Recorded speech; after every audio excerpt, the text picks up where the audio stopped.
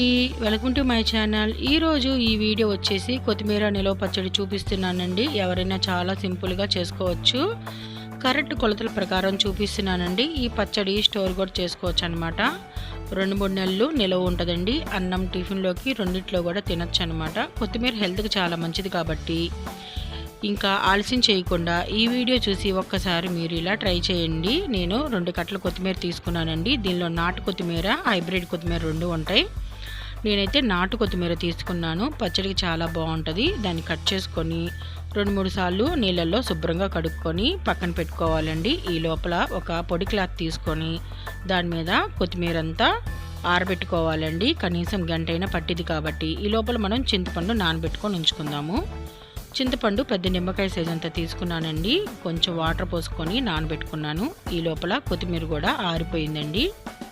ఇది ఒక బౌల్లోకి తీసుకుంటున్నాను. ఎండుమిరపకాయలు కూడా ఒక 50 గ్రాములు తీసుకున్నానండి. వీటిని ఒక ఎండుమిరపకాయ 2 వేసుగా తుంచుకొని పక్కన పెట్టుకుందాము.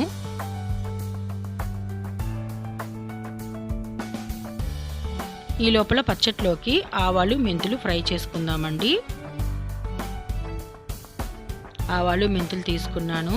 బాగా ఫ్రై చేసుకొని ఈ వేగిన తర్వాత ఒక మిక్సీ బౌల్లో తీసుకొని మెత్తగా పౌడర్ చేసుకొని పక్కన పెట్టుకుందామండి. అదే ప్యాన్లోకి ఎండుమిరపకాయలు కూడా వేయించుకుందాము. కొంచెం నూనె వేసుకొని ఇవి కూడా బాగా ఫ్రై చేసుకొని ఇవి కూడా ఒక బౌల్లో తీసుకొని పక్కన పెట్టుకుందామండి. అదే ప్యాన్లోకి కొత్తిమీర కూడా వేసుకొని వేయించుకుందాము.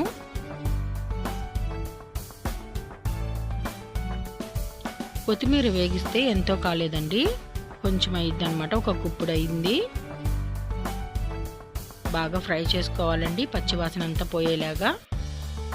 ఇది చక్కగా ఫ్రై అయిపోయింది కాబట్టి వేరొక బౌల్లో తీసుకుందాము. అదే ప్యాన్లోకి చింతపండు కూడా వేసుకొని బాగా ఉడికించుకుందామండి.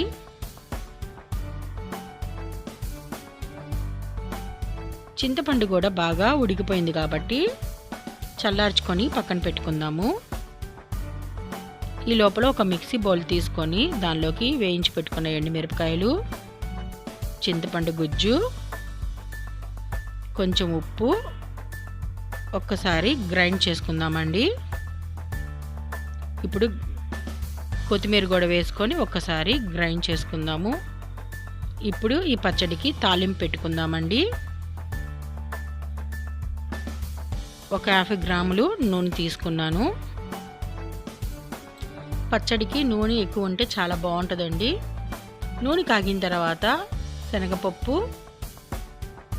కూడా వేగిన తర్వాత తాలింపు గింజలు, ఎండుమిరపకాయలు, పసుపు, వెల్లుల్లి, కరేపాకు ఇవన్నీ బాగా ఫ్రై అయిన తర్వాత ఇంగువ కూడా వేసుకోవాలండి. పచ్చడికి చాలా టేస్ట్ వస్తుంది. ఇవి బాగా వేగిపోయినాయి కాబట్టి దీనిలోకి మనము ఇందాక గ్రైండ్ చేసి పెట్టుకున్న పచ్చడిని కూడా వేసుకోవాలండి. ఇప్పుడు ఆవుపిండి, మెంతిపిండి కూడా వేసుకొని ఒక్కసారి కలుపుకుందాము. స్టవ్ ఆఫ్ చేయాలండి. ఒక్కసారి ఉప్పు సరిపోయిందో లేదో చూసుకొని ఉప్పు కలుపుకుంటున్నాను. పచ్చడి రెడీ అయిపోయిందండి. గాజు బౌల్లోకి కానీ జారలోకి కానీ ఇలా తీసుకొని మనము స్టోర్ చేసుకోవచ్చండి.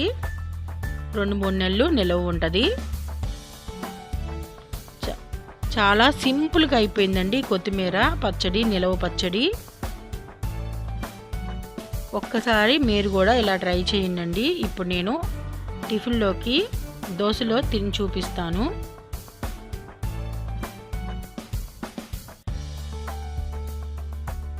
అలాగే అన్నంలో కూడా. మీకు కనుక నా వీడియో నచ్చినట్టయితే లైక్ చేయండి, షేర్ చేయండి, మీ ఫ్రెండ్స్కి ఫార్వర్డ్ చేయడం మర్చిపోకండి.